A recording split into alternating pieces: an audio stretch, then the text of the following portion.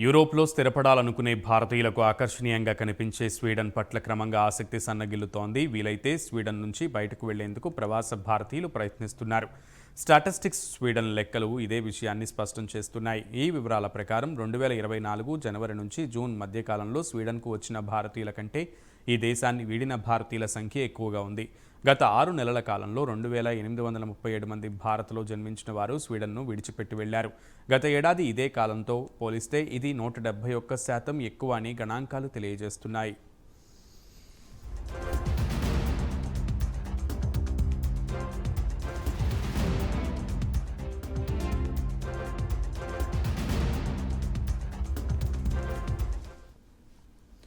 భారతీయులు స్వీడన్ను విడిచిపెట్టడానికి ఖర్చులు రోజురోజుకు పెరుగుతూ ఉండడం, అందుబాటు ధరల్లో ఇళ్లు లభించకపోవడం వంటివే ప్రధాన కారణాలు.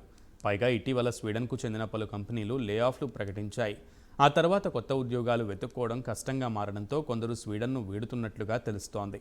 ఇక వర్క్ పర్మిట్లు విషయంలో ఇటీవల స్వీడన్ ప్రభుత్వం నిబంధనలను కఠినతరం చేయడంతో జీవిత భాగస్వాములకు ఉద్యోగాలు దొరకడం కష్టంగా మారడం కూడా చాలామంది దేశం విడిచిపెళ్లడానికి ప్రధాన కారణంగా చెబుతున్నారు.